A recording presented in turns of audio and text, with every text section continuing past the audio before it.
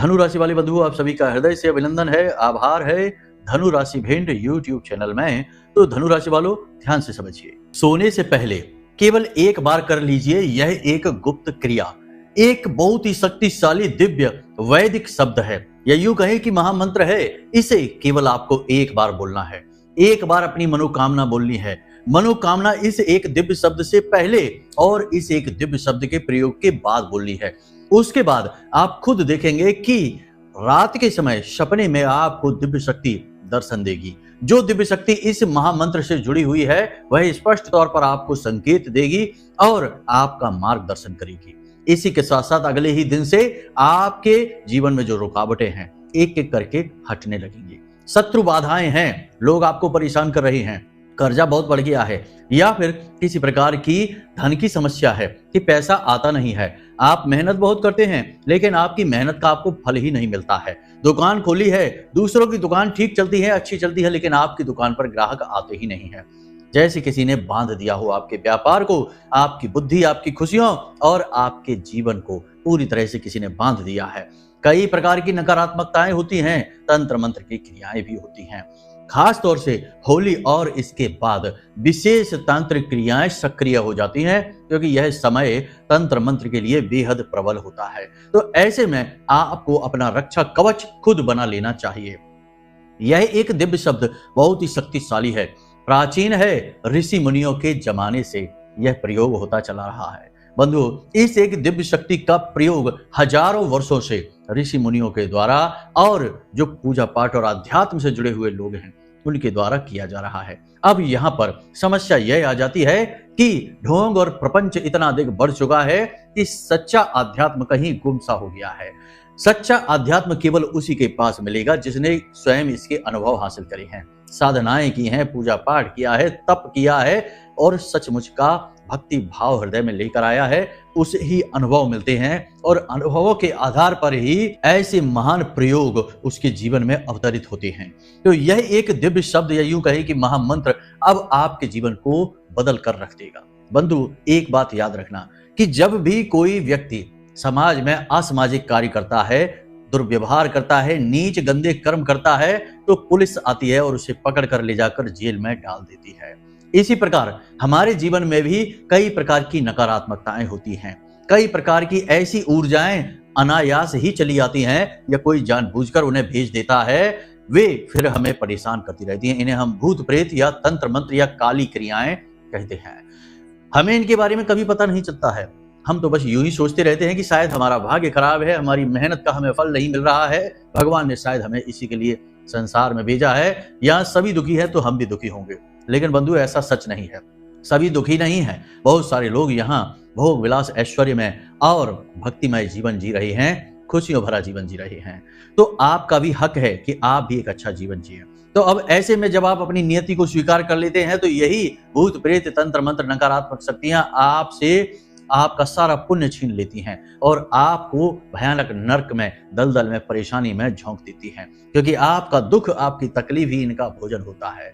तो अब यहाँ पर आपको करना यह है कि इन भूत प्रेतों को जेल में डाल देना है। मतलब कि किसी ऐसी क्रिया के द्वारा इन्हें अपने से दूर भगा देना है और मंत्र की जेल में इन्हें बंद कर देना है। जी बंधु, बहुत अधिक शक्तिशाली होती है मंत्रों के क्रियाओं के अंदर।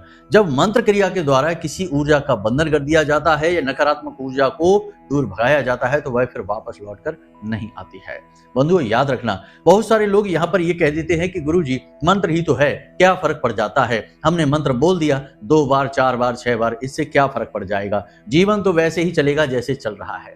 बंधु, ऐसे लोगों को मंत्र की शक्ति का, शब्द की शक्ति का कोई ज्ञान नहीं है, आभास नहीं है। आपको शब्द की शक्ति का आभास तो होगा ही नहीं है। तो चलिए एक उदाहरण से समझ लेते हैं। अगर कोई व्यक्ति आपसे प्रेम से बात करता है तो आपकी भावनाएं प्रबल हो जाती हैं, उसके लिए अच्छा महसूस करने लगते हैं आप।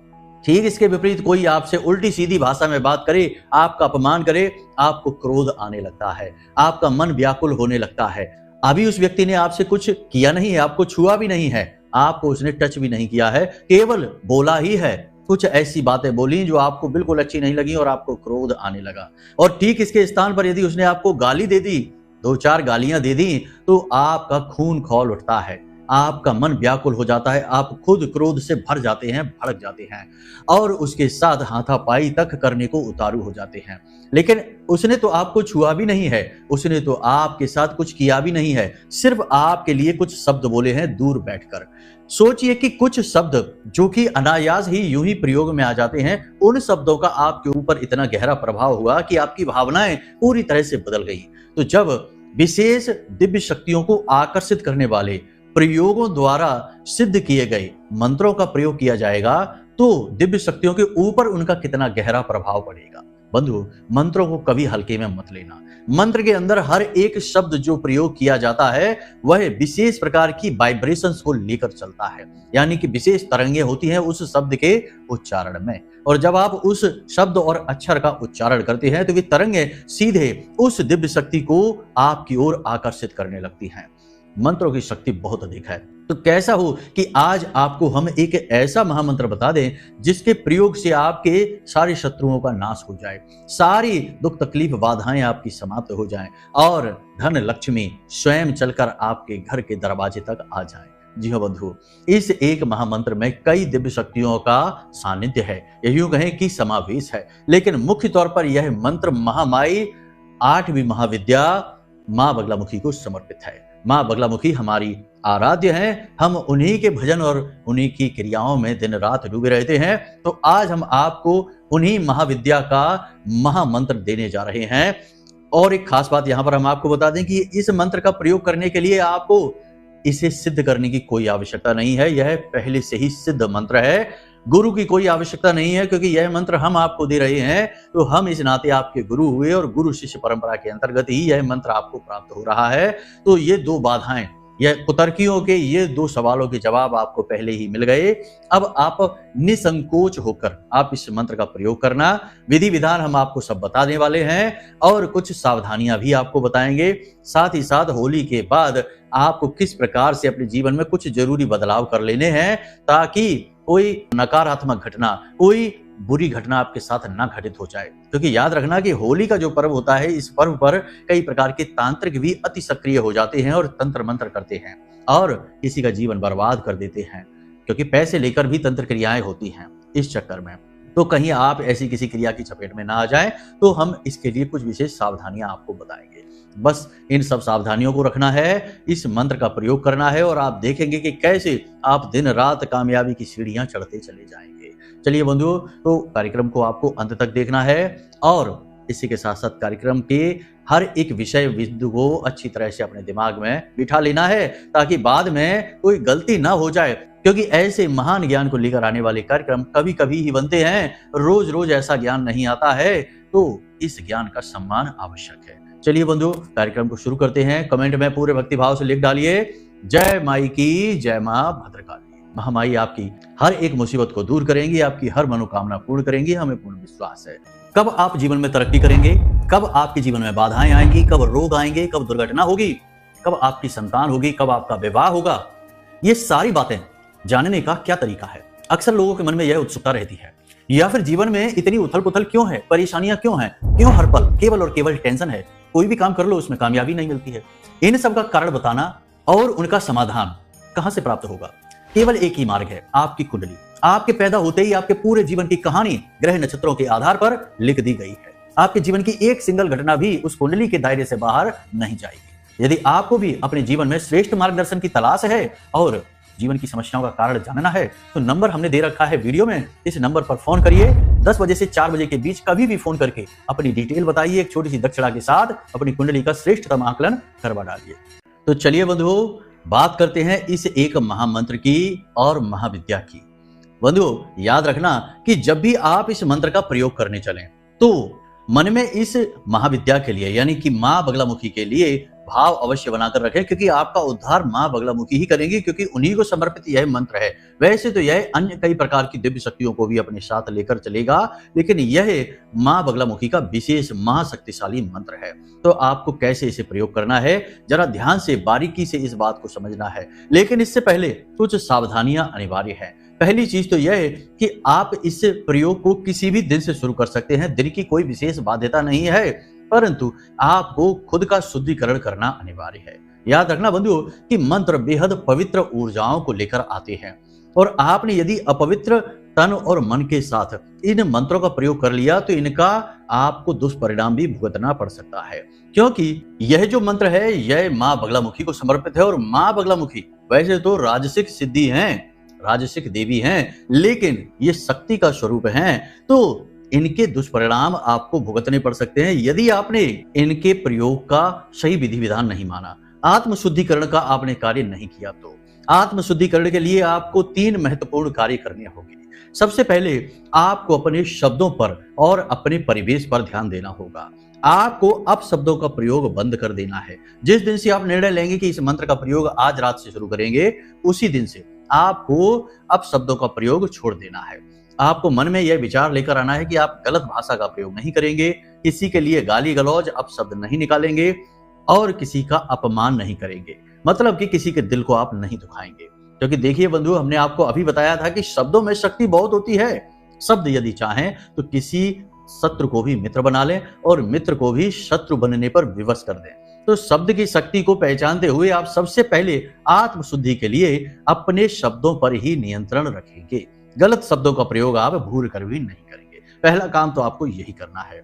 दूसरा काम आपको क्या करना है? दूसरा काम आपको यह करना है कि अपने आहार पर और अपने व्यवहार पर आपको नियंत्रण रखना है, यानी आप क्या भोजन खा रहे हैं। सबसे पहले कि जितने भी मादक पदार्थ हैं, नशीले पदार्थ हैं, उनका प्रयोग आपको बंद करना होगा। जैसे कि बहुत से लोग शराब पीते हैं, बहुत से लोग तंबाकू वगैरह का सेवन करते हैं, बहुत सारे लोग धूम्रपान करते हैं। तो उल्टी सीधी चीजें आपको प्रयोग नहीं करनी है, मांसाहार आदि का प्रयोग नहीं करना है।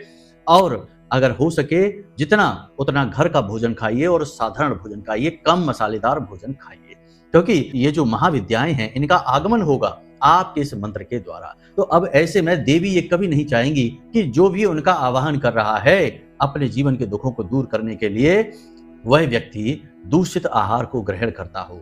तो आपको इस तरीके के भोजन व्यसन त्याग देने चाहिए। दिन में सोना नहीं है, यह विशेष बात, और साफ सुथरे कपड़े पहनना है। गंदे मैले कुचैले वस्त्र या फिर एक दिन पुराने वस्त्र भी आपको नहीं पहनने हैं। प्रतिदिन धुले हुए वस्त्र ही आपको पहनने हैं। अपने ही जूते चप्पल वगैरह प्रयोग करें, किसी और के वस्त्र, किसी और के जूते चप्पल वगैरह आपको प्रयोग नहीं करने हैं। यह तो आहार और विहार का नियम है। साथ ही साथ आप किसके साथ उठ बैठ रहे हैं, किस जगह पर उठ बैठ रहे हैं। कहीं कोई शराबी बैठी है तो आपको वहां नहीं बैठना है।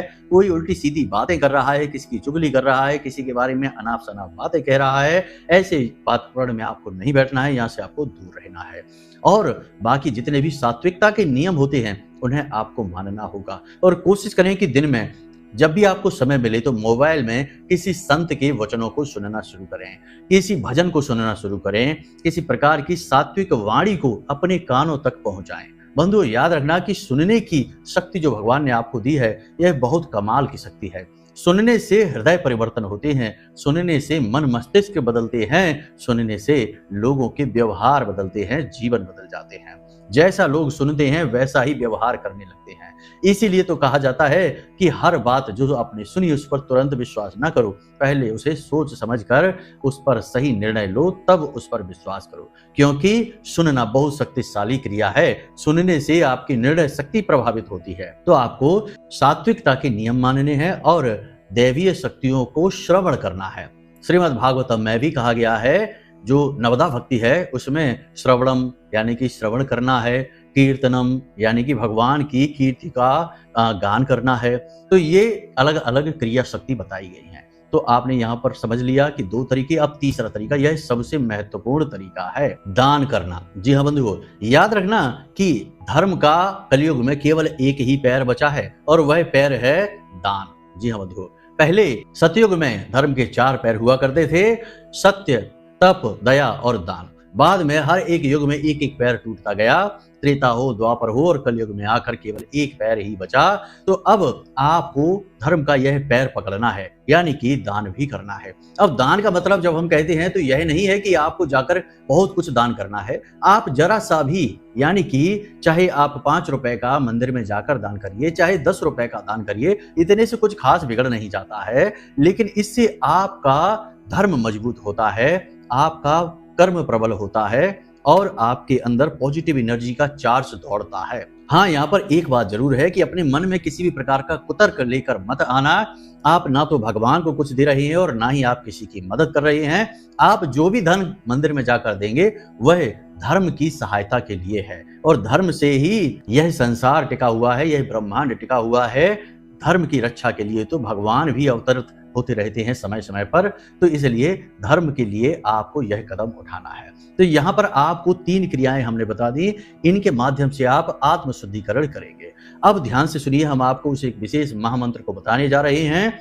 इसे प्रयोग आपको कैसे करना है। जब आप सोने जाएं रात्रि के समय, तो याद रखें कि बिस्तर पर आप अकेले ही सोएं, कोई और आपके साथ ना सोए।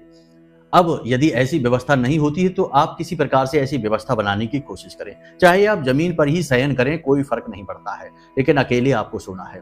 दूसरा, कि सोने से आधे घंटे पहले आप मोबाइल फोन दूर हटा देंगे, फिर उसे नहीं देखेंगे। इसी के साथ साथ आप किसी से कोई गप्पे नहीं आंकेंगे, लंबी चौड़ी बातें नहीं करेंगे।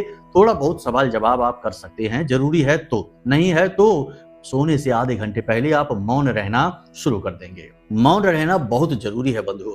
मौन रहने से हमारी सबसे बड़ी प्रबल शक्ति जो है, जो बाहर की ओर निकल रही होती है, उत्सर्जित हो रही होती है, वह केंद्रित होने लगती है। वह है हमारी वाक शक्ति। वाक शक्ति को रोक देने से हमारी जो केंद्रीय ऊर्जा है वह हमारे अंदर ही एकत्रित होने लगती है। आपने देखा होगा कि बहुत से ऋषि मुनि या महान लोग ऐसे हुए हैं जो कोई विशेष पूजा पाठ अनुष्ठान नहीं करते, लेकिन मौन रह लेते हैं। दिन के किसी भी वक्त या फिर सप्ताह के किसी भी दिन या कुछ दिनों के लिए मौन रह लेते हैं, और मौन रह लेने से ही उनके अंदर तपोबल इतना अधिक बढ़ जाता है कि आगे चलकर वे संत की श्रेणी में पहुंच जाते हैं। उन्हें वाक सिद्धि मिल जाती है और बहुत सारी दैवीय शक्तियां उनके पास आ जाती हैं केवल मौन रहने से। तो मौन की शक्ति को पहचानना होगा। तो आधे घंटे पहले आपको बोलना बंद कर देना है, और किसी से कोई चर्चा लंबी चौड़ी ना करें, थोड़ी बहुत कर सकते हैं, और फोन मोबाइल वगैरह तो बिल्कुल भी ना देखें। तो ये सारी तैयारियां हो चुकी हैं। अब आपको अपने मन में जो एक इच्छा है, जो विशेष मनोकामना है, नौकरी चाहिए, कर्ज से मुक्ति चाहिए, अपना जैसे पति पत्नी के बीच में विवाद है तो वहां प्रेम संबंध चाहिए, या फिर किसी प्रकार की नकारात्मकता परिवार में है, जो भी आपके जीवन की बड़ी अड़चन है, इच्छा है, मनोकामना है, उसका आपको विचार करना है। जब आप बिस्तर पे जाएं तो रात्रि को अपनी छाती पर दोनों हाथ रखें इस प्रकार से, और इस मंत्र का उच्चारण करें। लेकिन इस मंत्र का उच्चारण करने से पहले अपनी वह एक मनोकामना बोलें, जैसे कि हे देवी, हमारी नौकरी लग जाए तो हमारा जीवन बहुत सरल हो जाएगा। कृपा कर हमारा उद्धार करें और हमें एक अच्छी नौकरी प्रदान करें। इस प्रकार से बोलना है। मानकर चलिए कि आपको कर्जे से मुक्ति चाहिए, आप कर्जे से बहुत अधिक परेशान है, तो आपको आवाहन करना है देवी का कि हे देवी, हे महामाई, आप हम पर कृपा करें और हमें किसी भी प्रकार से इस कर्ज से मुक्ति प्रदान करें। हम बहुत अधिक परेशान हैं इस कर्ज की समस्या से। इस प्रकार आपको निवेदन करना है और अपनी छाती पर दोनों हाथ रखने हैं, और फिर इस एक मंत्र का उच्चारण करना है। केवल एक बार करना है, बार बार नहीं। मंत्र लंबा है, आपके मोबाइल की स्क्रीन पर आपको दिखाई देगा। इस मंत्र को आपको याद कर लेना है और इस मंत्र को आपको बोलना है, और मौखिक बोलना है। हमने पहले ही आपसे कह दिया कि स्नान करने के बाद आप जाएंगे शयन करने के लिए, सोने के लिए, तो आप इस मंत्र का उच्चारण कर सकते हैं। शुद्धता यहाँ पर बनी रहेगी। तो मंत्र आपके मोबाइल की स्क्रीन पर है, इसे आप ध्यान से देखें, नोट कर लें, स्क्रीनशॉट ले लें, और इसे आपको याद करना है। ओम ह्लीं ऐं श्रीं क्लीं श्री बगलानने मम रिपून् नाशय नाशय मम ऐश्वर्याणि देहि देहि शीघ्रं मनवांछितं कार्य साधय साधय ह्लीं स्वाहा। इस प्रकार से आपको इस मंत्र का उच्चारण करना है, और इस मंत्र का उच्चारण करने के बाद आपको फिर से बोलना है महामाई से अपनी उसी एक इच्छा मनोकामना के बारे में जो हमने आपको अभी बताया था। मान लो कि कर्जे से आप मुक्त होना चाहते हैं, तो फिर से छाती पर हाथ तो आपके रखे ही हैं, महामाई माँ बगलामुखी के स्वरूप को अपनी आंखों में याद करते हुए, मन में याद करते हुए, और बोलना है कि महामाई, हम कर्जे से बहुत अधिक परेशान हैं, आपकी शरण में हैं, आप हमें किसी भी प्रकार से करिए, इस कर्जे से मुक्त करिए, हम आपकी शरणागत हैं। इस प्रकार आपको विचार करना है और फिर सो जाना है। इस क्रिया को आपको लगातार करना है। पहले तो 1 दिन, 2 दिन, 3 दिन, 3 दिन में ही इसके परिणाम आपको दिखाई देने शुरू हो जाएंगे। लेकिन यदि 3 दिन में भी काम नहीं बनता है, क्योंकि क्रिया शक्ति यदि आपकी प्रबल नहीं है, कहीं ना कहीं किसी न किसी प्रकार का दोष है, तो फिर हो सकता है कि समय लगे। 3 दिन नहीं तो 6 दिन, 7 दिन, 9 दिन। 9 दिन के अंदर अंदर यह क्रिया 100% फलित हो जाती है और इस क्रिया के कोई दोष नहीं है, बशर्ते कि हमने आपको बताया कि आपको अपने ऊपर काम जरूर करना होगा। 3 नियमों को मानते हुए अपने ऊपर आप कार्य करिए। इस मंत्र में बहुत अधिक शक्ति है बंधुओं, यह महामंत्र कहा जाता है। इस मंत्र को आप ध्यान से समझिए। ओम ह्लीम ऐम श्रीम क्लीम। यहाँ पर माँ बगलामुखी, माँ भद्रकाली और श्री विद्या यानी कि माँ लक्ष्मी का नाम लिया जा रहा है और ऐम यहाँ पर शुद्धिकरण के लिए है। वाणी पर किसी भी प्रकार की अशुद्धता होगी तो उसे शुद्ध करने के लिए है। इस मंत्र के अंदर ही कहा गया है कि मम रिपून नाशय नाशय, यानी कि आपके जो भी शत्रु हैं उनका नाश हो जाए। मम ऐश्वर्याणि देहि देहि, यानी कि आपके जीवन में ऐश्वर्य वैभव महामाई माँ बगलामुखी स्वयं लाकर देगी। शीघ्रम मन वांछितम कार्य साधय साधय, यानी कि जो भी आपकी इच्छाएं हैं, मनोकामनाएं हैं, वे जल्द से जल्द, शीघ्रम यानी कि जल्द से जल्द पूर्ण हो जाएंगी। यानी कि आप समझिए कि इस एक मंत्र में आपके जीवन की हर एक दशा और दिशा को तय करने की शक्ति है। बस पूरे भाव के साथ आपको इस मंत्र का प्रयोग करना है। बंधु, हमने आपका आत्म शुद्धिकरण वाला जो विषय बताया है उसे अवश्य ध्यान रखना। उस समय लापरवाही यदि आपने की तो हो सकता है कि यह मंत्र आपके ऊपर फलित हो ही ना। लेकिन यदि आपने मांसाहार, व्यभिचार और शराब पीना यानी उल्टे सीधे काम और अधिक मात्रा में कर दिए तो हो सकता है कि इस मंत्र का आपको उल्टा असर भी हो जाए, क्योंकि कोई गारंटी नहीं है। कारण इसका यह है कि यह शक्ति का स्वरूप और अत्यंत प्रचंड देवी, स्तंभन की देवी मां बगलामुखी का मंत्र है। तो सावधानी बेहद अनिवार्य है, गलती मत कर देना। लेकिन एक बात और आपको बता दें कि यदि आपने सारे नियमों को मानते हुए इस मंत्र का प्रयोग किया तो अधिक से अधिक 9 दिन का समय लगेगा और आपकी मनोकामना आप स्वयं अपनी आंखों से पूर्ण होते हुए दिखाई देगी। आपको आपका जो भी दुख है, तकलीफ है, कष्ट है, कर्जा है, जो भी कुछ आपके जीवन में है, सब आपकी आंखों के सामने ही कमजोर पड़ता दिखाई देगा, पूर्ण इच्छाएं होती आपकी दिखाई देगी। तो चलिए बंधु, आज के इस कार्यक्रम को यहीं पर विराम देते हैं। उम्मीद करते हैं कि आप इसका प्रयोग अवश्य करेंगे और अपनी इच्छाएं, मनोकामनाओं को स्वयं अपने हाथों से पूर्ण कर पाएंगे। अब यदि कोई प्रश्न आपके मन में उठे तो हमने नंबर वीडियो में दे रखा है, इन नंबरों पर आप फोन करिए, अपने प्रश्नों के जवाब हासिल करिए। या फिर कुंडली का विश्लेषण कराना है तब भी इन्हीं नंबरों पर फोन करिए, कुंडली का विश्लेषण कराइए और आपके जीवन में मूल समस्याएं हैं, उनका कारण क्या है, जड़ क्या है, क्या दोष हैं, कौन सी दशा है, कौन सी महादशा है, सारी जानकारी प्राप्त कर लीजिए और विशेष उपायों के माध्यम से जो आपकी कुंडली के आधार पर हैं, इन उपायों के माध्यम से अपने जीवन को सरल बना लीजिए। तो चलिए बंधुओं, कार्यक्रम को यहीं पर विराम देते हैं। हमेशा हंसते रहिए, मुस्कुराते रहिए, सकारात्मक रहिए और महामाई पर अपनी आस्था और विश्वास बनाकर रखिए, क्योंकि आपका उद्धार तो वहीं से होना है। तो प्रेम से बोलिए जय माई की। महामाई आपका कल्याण करेंगी। धन्यवाद।